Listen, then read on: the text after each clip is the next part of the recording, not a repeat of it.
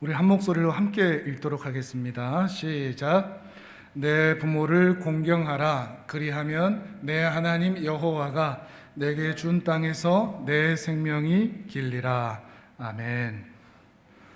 오늘은 제5계명 내 부모를 공경하라입니다. 자, 오늘의 계명 같이 한번 읽어보실까요? 화면을 보면서 우리 같이 오늘의 계명 제5계명 같이 읽도록 하겠습니다. 시작. 내 부모를 공경하라. 아멘.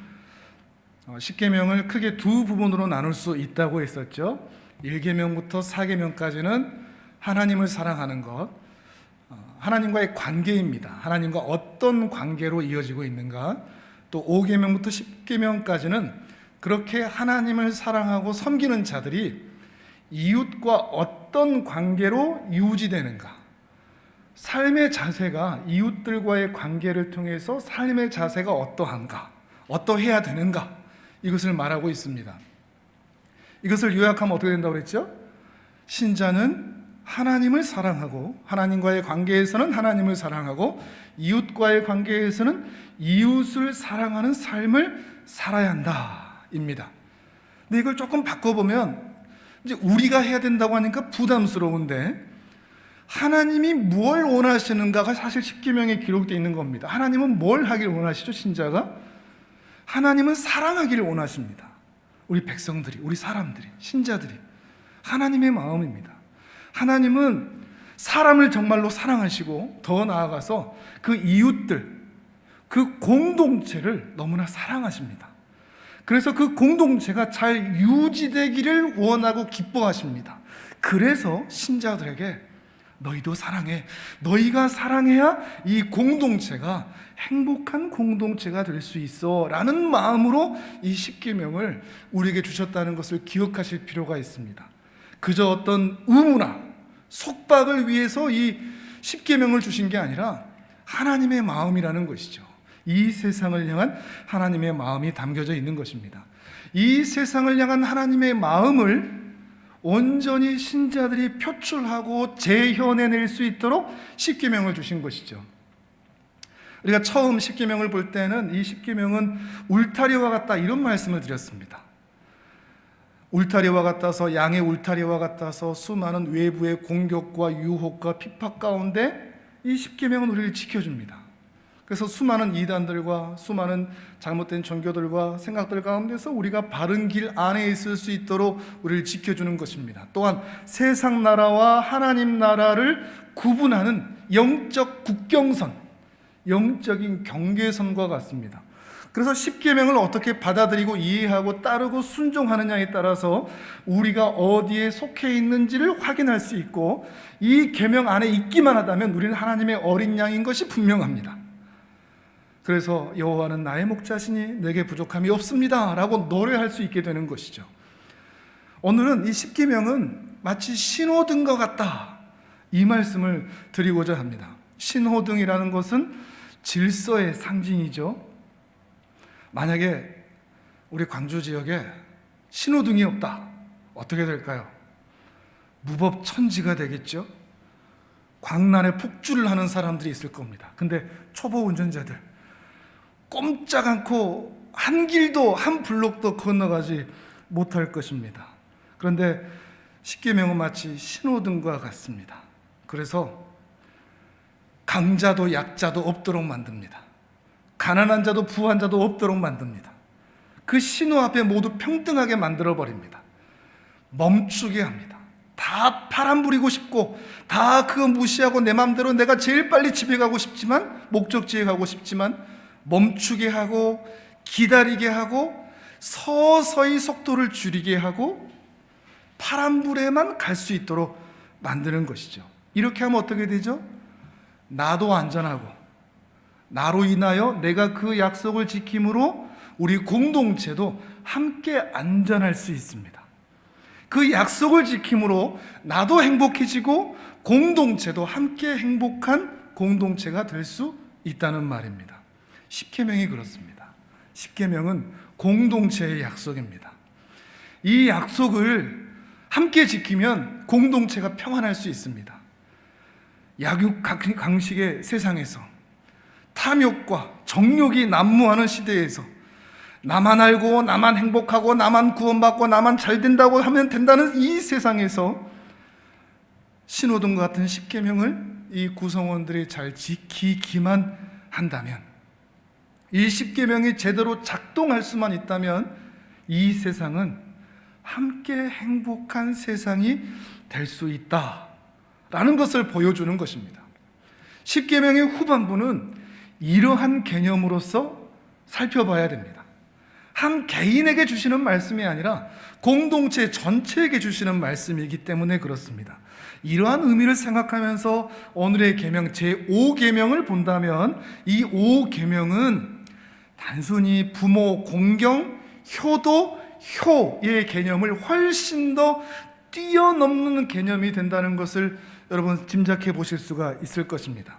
하나님께서는 가장 작은 단위인 가정의 부모 공경을 통해서 세상에 존재하는 수많은 신호등들, 수많은 인간의 제도들, 사람들, 통치자들, 권위와 질서에 대해서 순종하고 순응하여 공동체의 질서와 평안을 지켜낼 것을 말씀하고 계시는 것입니다.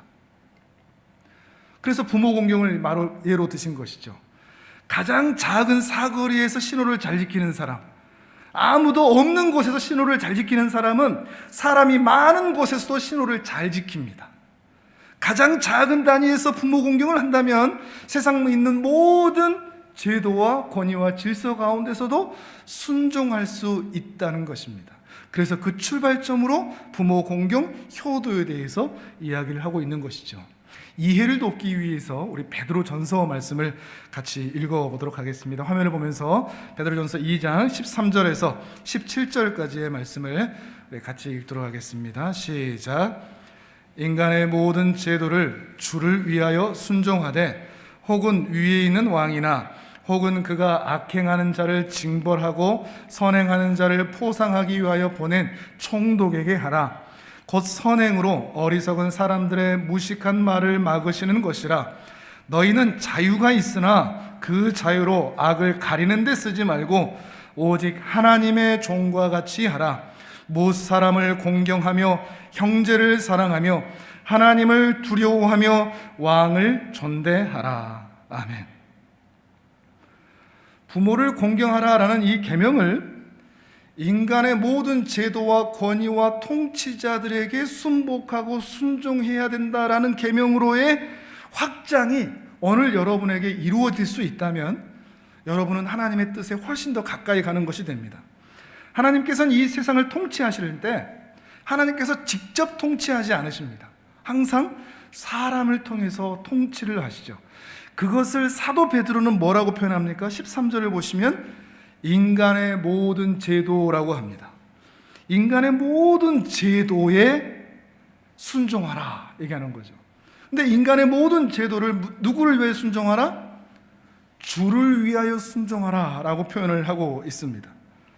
하나님께서 부모와 직장의 상사들과 교회의 목회자들과 세상의 통치자들과 권위자들과 질서들과 권위를 세웠으니 하나님께서 세우신 것을 알고 그 질서와 하나님의 일하심에 순응할 것에 대해서 말하고 있는 것입니다.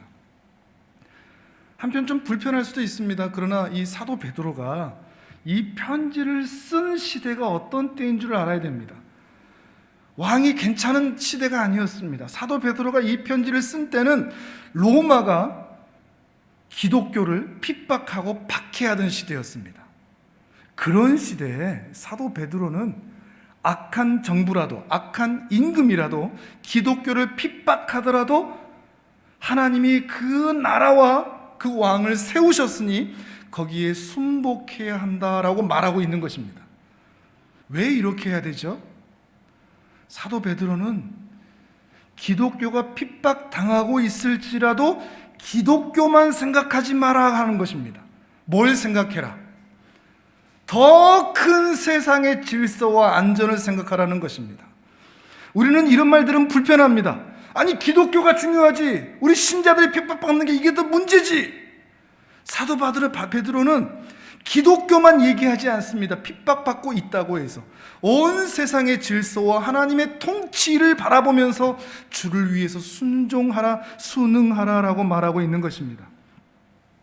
이 부모 공경에서 모든 세상의 제도에 대한 순종으로 확장될 수 있겠습니까? 기독교만, 우리 교회만 내가 행복한 것만 생각하는 자리에서 온 세상의 질서와 평안으로까지 여러분의 마음의 지경이 넓어질 수 있겠습니까?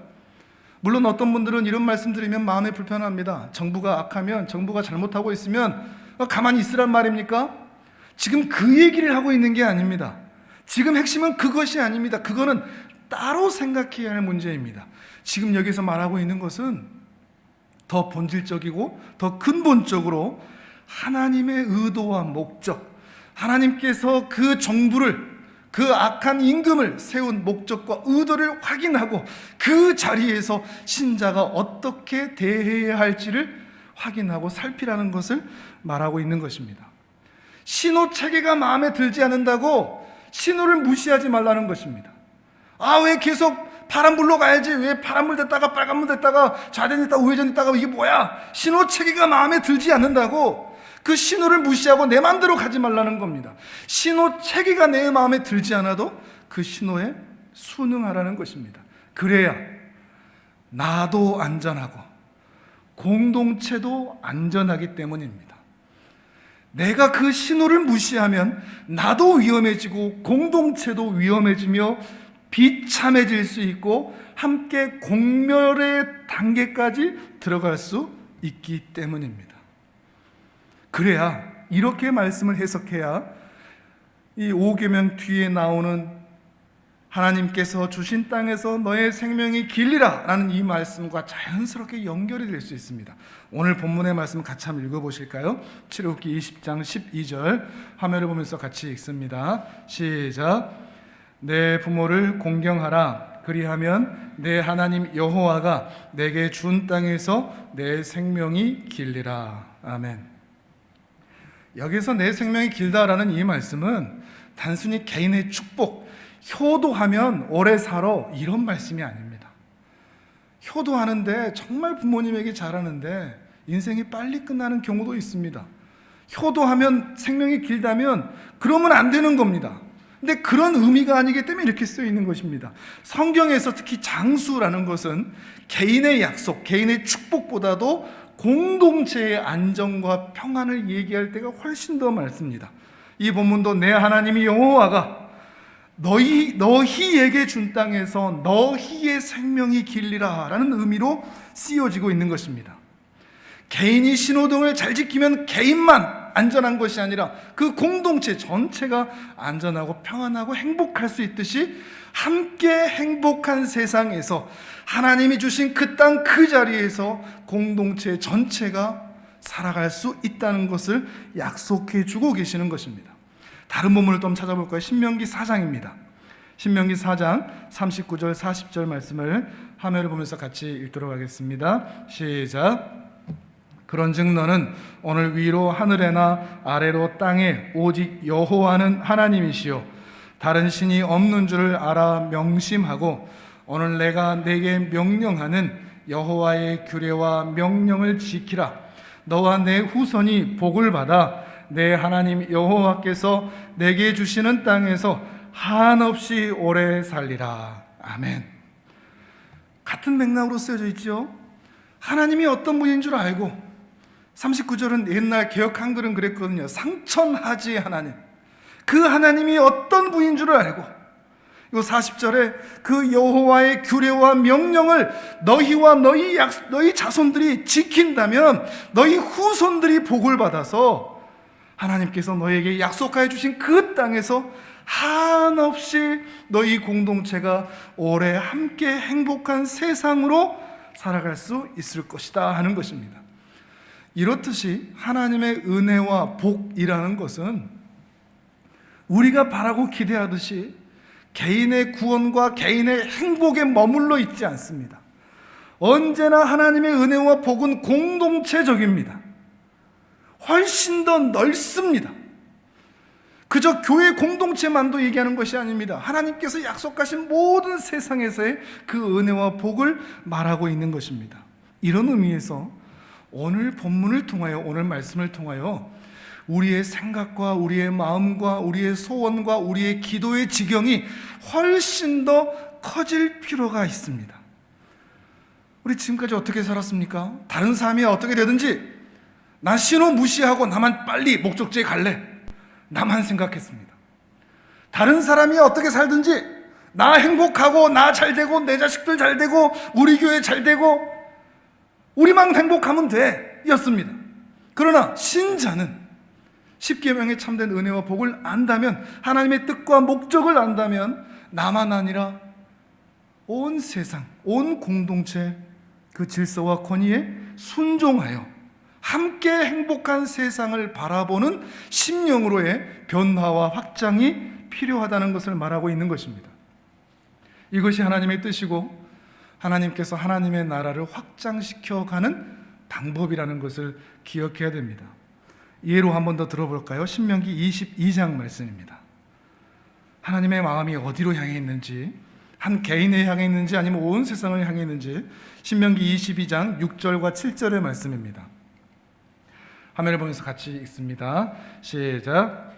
길을 가다가 나무에나 땅에 있는 새의 보금자리에 새 새끼나 알이 있고 어미새가 그의 새끼나 알을 품은 것을 보거든 그 어미새와 새끼를 아울러 취하지 말고 어미는 반드시 놓아줄 것이요 새끼는 취하여도 되나니 그리하면 내가 복을 받고 장수하리라. 아멘. 좀 희한한 말씀입니다. 어미와 새끼를 함께 취하지 않는데 이것 때문에 복받고 장수한답니다. 이 말씀의 의도를 이해하실 수 있겠습니까? 왜 하나님께서 이렇게 말씀하셨겠습니까? 쉽게 말하면 이기적으로 너희 배만 채우려고 하지 마라, 이런 의미가 됩니다. 하나님께서 창조하신 이 자연의 질서, 환경 소중히 여기고 아무리 미물이라도 그 씨를 말려버리려고 이기적으로 살지 마라, 이런 의미가 됩니다. 그래야 그 자연 안에 살아가는 우리 인간이 더 오랫동안, 한없이 오랫동안 행복하게 살아갈 수 있기 때문입니다. 수천 년 전에 이미 하나님께서 환경에 대해서 말씀을 하신 겁니다. 이전에 중국의 어선들이 우리 한국 서해바다에 들어와서 그 쌍끌이 거물로 저인망으로 싹 쓸어가던 거 혹시 기억하십니까? 그냥 내 배만 채우면 되는 겁니다. 다른 나라고 우리나라고 소용없습니다. 내 것만 가져가면 됩니다. 그런데 우리나라 어부들은 그러지 않습니다. 새끼들을 남겨놓습니다. 우스갯소리로 나중에 커서 와라 그러는 것이죠. 환경을 생각하는 겁니다. 미래 세대를 바라보는 것이죠. 다음 세대의 먹거리까지도 바라보는 것입니다. 그런데 우리 인간 사회가 지금 현재 그러합니다. 환경이 이기적입니다. 나만 편하면 됩니다. 일회용 플라스틱 이런 것부터 시작을 해서 우리 주위에 일어나는 환경의 문제가 얼마나 큽니까? 지금 기후 문제도 그렇고 바이러스 문제도 다 거기에서 나타난 것들이 아니겠습니까? 그래서 탄소 중립 이런 선언도 하고 있는 것이 아니겠습니까? 우리는 지금 우리가 생각하는 것보다 훨씬 더 이 환경을 더 생각해야 한다는 것입니다. 그래야 우리가 행복하게 살 수 있고 우리만 아니라 우리 다음 세대, 그 다음 세대도 공기 좋은 숲이 있는, 새들이 날아다니는, 바다에 고기가 있는 그런 세상에서 살 수 있다는 것입니다. 그러나 이 자연과 환경을 무시하고 내 배만 채우고자 하니 갈수록 우리 다음 세대들이 살기 힘든, 아니 우리 조상들로 인하여 우리가 지금 겪고 있는 이 환경의 문제들, 기후의 문제들이 우리에게 피부로 와닿듯이 우리 다음 세대들은 어떤 일이 생겨날지 마치 영화에서처럼 흑암이 덮는, 공기가 좋지 않은 그런 세상에서 살아갈 수밖에 없게 된다는 것입니다. 자연을, 환경을, 그 질서를, 그 권위를 지켜야 한다는 것입니다. 자연만의 문제도 아닙니다. 우리 인간 관계도 그렇습니다. 신명기 25장 15절 말씀을 또 화면을 보면서 같이 읽도록 하겠습니다. 시작. 오직 온전하고 공정한 저울추를 두며 온전하고 공정한 대를 둘 것이라. 그리하면 내 하나님 여호와께서 내게 주시는 땅에서 내 날이 길리라. 아멘. 여기도 뒤에 약속들이 동일하죠. 근데 뭘 하라고 합니까? 공정한 저울추, 공정한 되를 두라. 쉽게 말하면 정직하라는 겁니다. 정직하면 그 정직한 사람에게 장수하의 복을 주시겠다, 이 말이 아니고 그 한 사람의 정직함으로 그 공동체가 행복할 것이다. 10사람이 정직하면 더 많은 사람들이 행복한 세상에서 살아갈 수가 있다, 이 말을 하고 있는 겁니다. 하나님이 세우신 그 권위와 질서와 이 세상의 그 질서 가운데 순응하는 그 몇 사람으로 인하여 이 세상은 함께 행복한 세상으로 될 수 있다는 것이죠. 근데 지금 우리 세상은 어떨까요?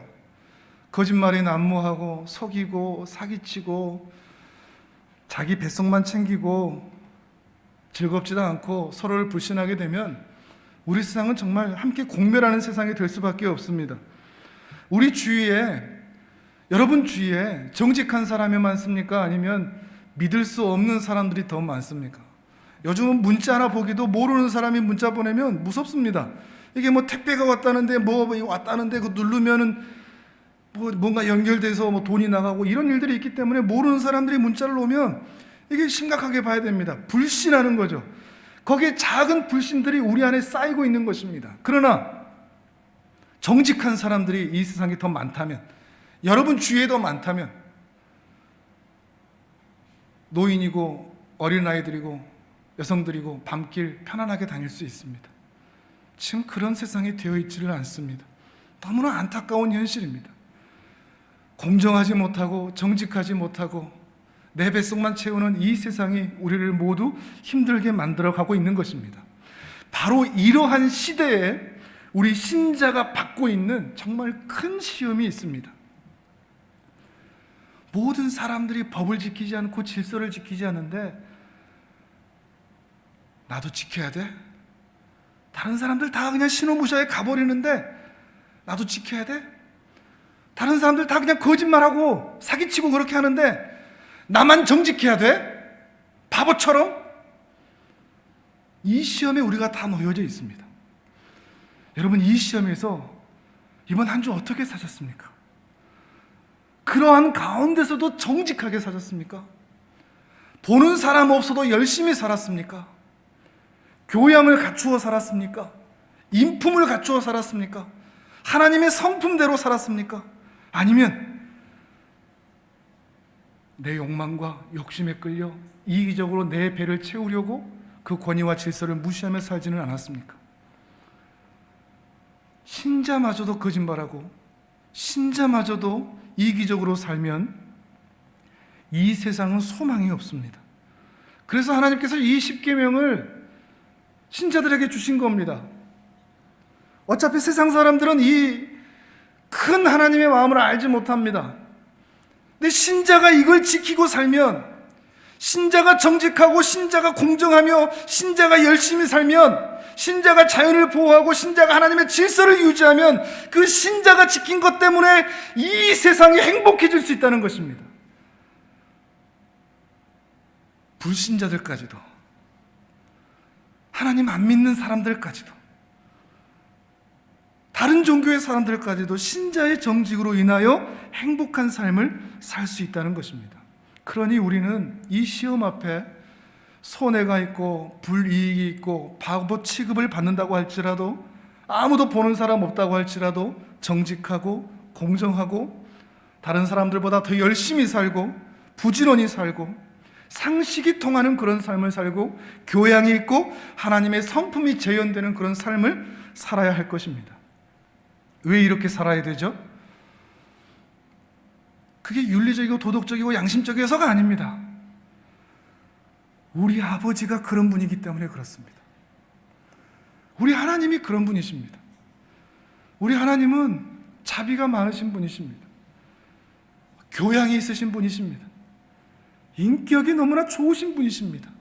사랑이 많으신 분이십니다. 상식이 통하는 분이십니다. 정직한 분이십니다.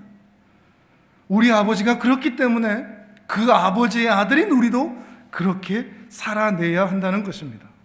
그러나 문제는 아담의 범죄 이후로 우리 인류는 그렇게 살아낼 능력을 상실했습니다. 어쩌면 사사기의 결론이 그 시대만의 이야기가 아니고 지금 이 시대의 이야기일 것입니다. 사사기 21장 25절을 같이 읽어볼까요? 시작. 그때 이스라엘에 왕이 없으므로 사람이 각기 자기의 소견에 오른 대로 행하였더라. 아멘. 왕이 없으므로 각자 자기가 생각하는 대로, 자기가 원하는 대로, 자기의 자유에 따라 신호등 무시하고 살았다 이겁니다. 사사시대는 그렇습니다. 신호등을 다 무시하고 살았습니다. 아, 나 갈 거야. 빨간불이든 뭐든 난 갈 거야. 나 안 기다려. 나 멈추지 못해. 내 맘대로 살 거야. 내 자유야. 내가 하겠다는데 누가 뭐라 그래. 하나님이 말씀하셨던 하나님의 말씀이 뭐든 난 필요 없어. 내가 원하는 대로, 내 속 시원하는 대로 난 그렇게 살아낼 거야. 사사시대가 그랬습니다. 그러니 자기도 죽고 가족도 죽고 함께 사고 나서 공멸하는 시대, 그 시대가 바로 사사시대였던 것이죠. 근데 그게 사사시대만 그렇지가 않은 것 같습니다. 지금 이 시대도 그렇습니다. 심지어 신자들의 입에서도 이 말이 나옵니다. 나 하고 싶은 대로 살 거야. 내 자유를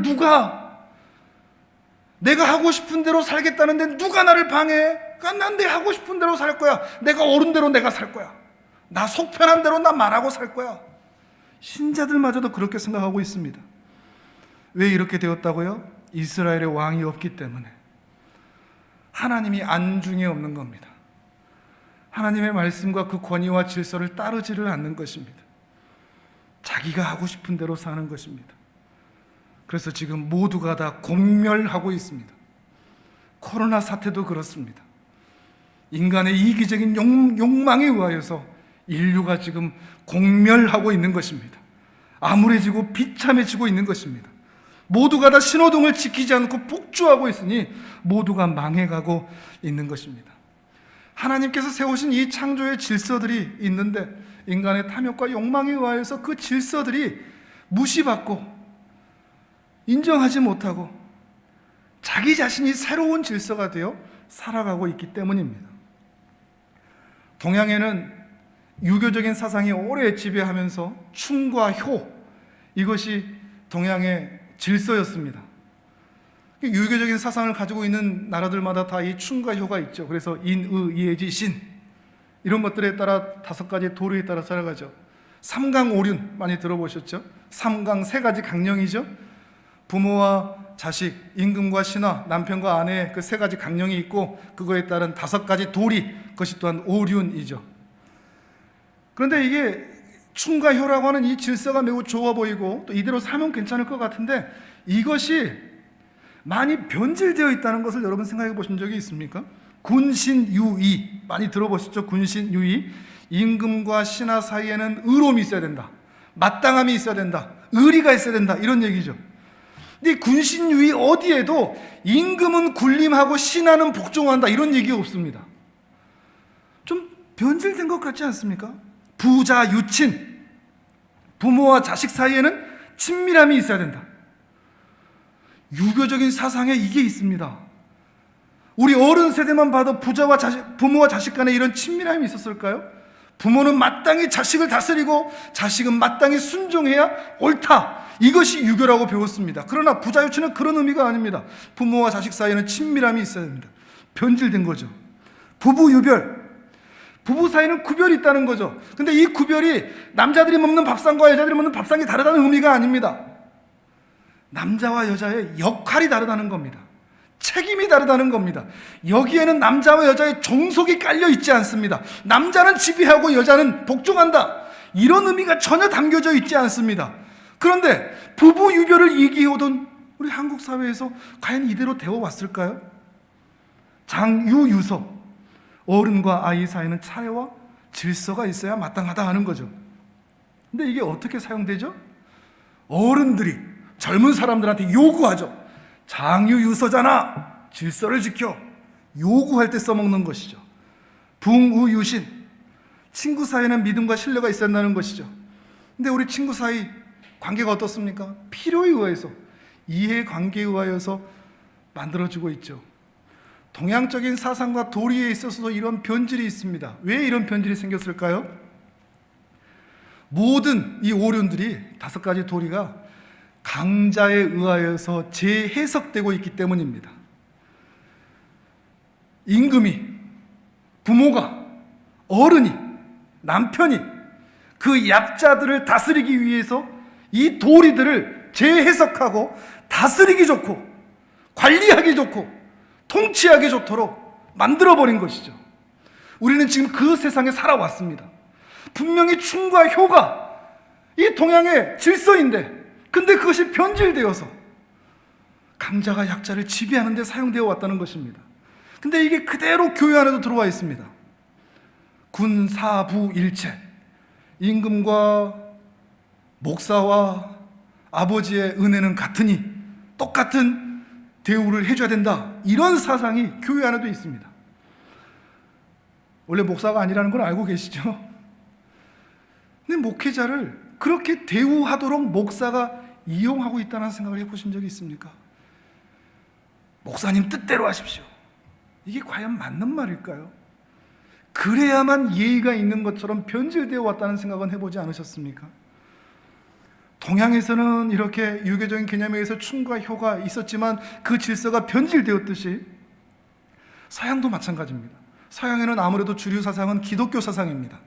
그 기독교 사상의 중심 사상은 하나님 중심입니다. 기독교는 하나님 중심입니다. 그래서 하나님 중심, 성경 중심, 그리고 교회 중심, 이게 기독교 사상의 마치 오륜과 같은 그 3가지 기본적인 중심 사상입니다. 하나님을 중심으로, 성경을 중심으로, 교회를 중심으로 살아가는 것들이었죠. 근데 이것을 실천하고 세상에 재현하고 드러내야 할 교회가 하나님을, 기독교를, 성경을, 교회를 권력으로 사용했습니다. 힘이 되어버렸습니다. 욕망이 지배하는 거죠. 세상을 다스리는 방법으로 하나님의 이름을 사용하고 성경을 들먹입니다. 교회를 유지합니다. 그러다 보니까 종교개혁이 일어나죠. 각 나라들마다 혁명들이 일어났습니다. 그러면서 이 신본주의 하나님 중심이 사람 중심으로 변화되었습니다. 이 사람 중심은 좋아 보이지만, 좋은 말처럼 들려지지만 하나님의 질서와 권위를 거부하겠다는 겁니다. 난 그거 싫다. 나는 하나님도 싫고 교회도 싫고 성경도 싫다. 나는 내 마음대로 살겠다. 조금 더 쉽게 얘기하면 자기 중심으로 바뀌었습니다. 나 중심. 내가 일단 행복해야 되겠다는 것이죠. 십계명적으로 표현한다고 하면, 십계명의 표현대로 한다고 하면 하나님 사랑, 이웃 사랑, 이것은 교회 안에 구호로만 남아있고 정말로 하나님을 사랑하고 이웃을 사랑하는 것이 아니라 교회 안에는 다 자기 사랑만 있습니다. 나 행복, 나 잘 돼야 되고, 교회 다니는 목적이, 하나님을 믿는 목적이 나 잘 되는 겁니다. 직장이고 결혼이고 사는 거고 자식들이고, 납니다. 나. 거기는 하나님 사랑, 이웃 사랑이 포함되어 있지 않습니다. 그건 나중입니다. 일단 내가 행복하고 하나님 사랑, 이웃 사랑도 기회가 되면 틈틈이 하는 거죠. 그러나 십계명은 그렇지 않습니다. 나 사랑이 없습니다. 자기 사랑이 없습니다. 하나님을 사랑하고 이웃을 사랑함이 곧 나를 사랑함이 되는 것이죠. 나 행복, 나의 구원, 나의 즐거움, 이것으로 변질되어 있는 것입니다. 하나님이 세상을 이처럼 사랑하사, 하나님의 관심은 세상에 있습니다. 하나님은 세상을 너무나 사랑하십니다. 근데 신자들은 하나님은 나를 너무 사랑하사, 하나님은 나의 가정을 너무 사랑하사, 하나님은 내 새끼들을 너무 사랑하사, 하나님은 우리 교회를 너무나 사랑하사로 바꿔버렸습니다. 하나님이 세상을 사랑한다는 것에 대해서 여러분 동의하실 수 있습니까? 혹 불편하지 않습니까? 하나님은 온 세상을 너무나 사랑합니다. 우리는 하루라도 빨리 우리 이 나 중심에서 탈출해야 한다는 것입니다. 마태복음 5장 말씀 같이 한번 읽어보실까요? 마태복음 5장 43절에서 45절까지입니다. 하나님의 마음의 크기가 어떠한지를 다시 한번 살펴보십시오. 같이 읽습니다. 시작. 또 내 이웃을 사랑하고 내 원수를 미워하라 하였다는 것을 너희가 들었으나 나는 너희에게 이르노니 너희 원수를 사랑하며 너희를 박해하는 자를 위하여 기도하라. 이같이 한즉 하늘에 계신 너희 아버지의 아들이 되리니 이는 하나님이 그 해를 악인과 선인에게 비추시며 비를 의로운 자와 불의한 자에게 내려주심이라. 아멘. 우리는 선한 사람만 좋아합니다. 나한테 잘해주는 사람, 나한테 선하게 대하는 사람. 근데 하나님은 그렇지 않습니다. 악인도 선인도 다 사랑하시고 의로운 자와 불의한 자도 다 사랑하십니다. 세상을 사랑하는 하나님의 사랑이 이처럼 큽니다. 원수를 사랑하고 박해하는 자를 위해 기도하라고 그러죠. 이게 무슨 말이겠습니까? 우리한테만 짐 지우는 겁니까? 너희 원수도 사랑하란 말이야, 이런 말이겠습니까? 하나님이 그 원수들도 사랑하시기 때문입니다. 기독교를 거부하고 하나님을 욕하는 인간들마저도 하나님은 사랑하시기 때문에 당신의 자녀들에게 그걸 요청하는 겁니다. 너희를 원수처럼 대하는 이 인간들도 내가 너무나 사랑하니 너희도 사랑해 다오라고 말씀하시는 것이죠. 우린 여기에서부터 우리의 사랑이 시작돼야 됩니다. 하나님의 세상을 향하신 일반적이고 보편적인 큰 사랑이 있습니다.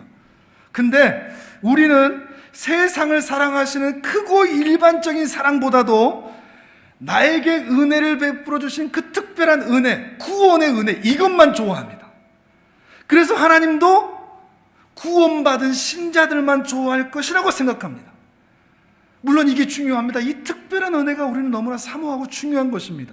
그러나 이 특별한 은혜도 세상을 일반적으로 보편적으로 사랑하시는 그 큰 사랑 위에 세워져야 됩니다. 이 특별한 구원의 은혜도 이 일반 세상, 일반적으로 보편적으로 사랑하시는 그 사랑 위에서, 그 터 위에서 세워져야 한다는 것입니다. 우리 한국교회를 보면 소위 신앙은 있는데, 소위 구원은 받았는데 상식이 없는 사람들이 있습니다. 넓은 세상을 바라보지 못합니다.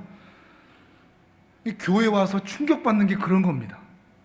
분명 저분 신앙이 좋은데 자기 구원받았다고 그러는데 상식이 통하지 않는 겁니다.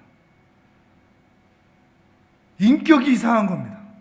하나님의 성품을 닮지 않은 것입니다. 그냥 자기들 신앙만 있으면 되는 겁니다. 자기들 구원만 받으면 되는 것입니다.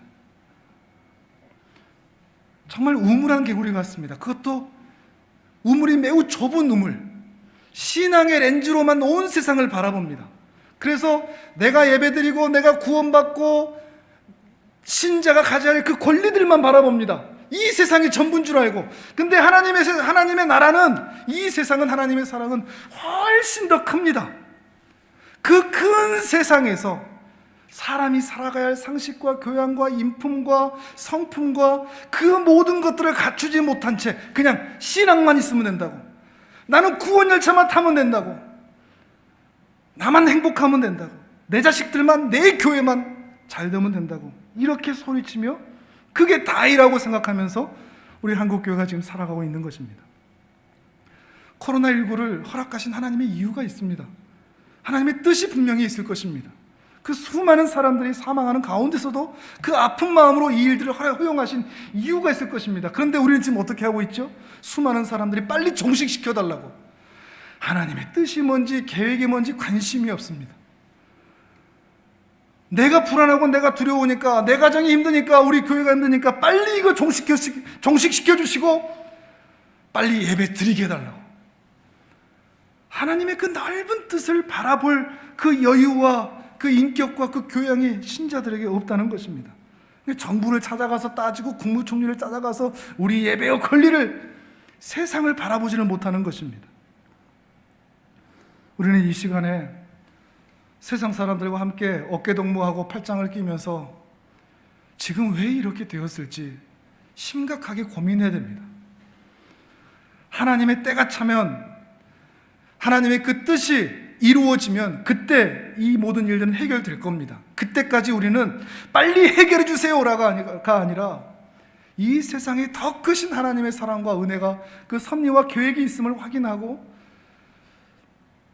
회개하고 돌이키고 이기적으로 내 배만 채우고 신자마저도 정직하지 않고 사기치고 거짓말하며 살아왔던 모든 것들에 대해서 이제 내려놓고 하나님을 닮은 삶으로 다시 돌아가야 됩니다. 그것이 지혜로운 신앙인의 모습일 것입니다. 세상을 더 폭넓게 이해하고 바라볼수록, 하나님을 더 크게 이해하고 우리의 심령에 받아들일수록 여러분의 신앙은 더욱 진정한 성숙한 신앙이 될 수 있을 것입니다. 그러할 때 신앙의 경지만 아니라 인생의 수준이 달라집니다. 세상을 바라보는 안목이 고하여서 인생의 수준이 달라지는 겁니다. 신앙은 좋은데 속은 좁은 그런 인생이 아니라 세상을 바라보는 큰 하나님의 사랑 가운데 우리가 살아갈 때 우리가 가진 신앙도 더 아름답고 성숙하게 채워질 수 있다는 것입니다. 더 큰 하나님을 닮게 되기 때문입니다. 우리 원수조차도 사랑했으면 좋겠습니다. 다른 문화, 다른 종교, 불신자, 비신자마저도 사랑하고 포용하고 받아줄 수 있는 그런 인격과 품성과 교양과 상식을 갖춘, 그리고 거기에 신앙이 얹어진 여러분이 되시기를 바랍니다. 그러한 여러분을 통해서 여러분이 속한 가정과 학교와 일터와 사회와 나라와 민족이 함께 공존하고 함께 즐겁고 함께 행복한 세상이 될 줄로 믿습니다. 부디 세상을 행복하게 만드는 여러분의 인생이 되시기를 주님의 이름으로 축복합니다.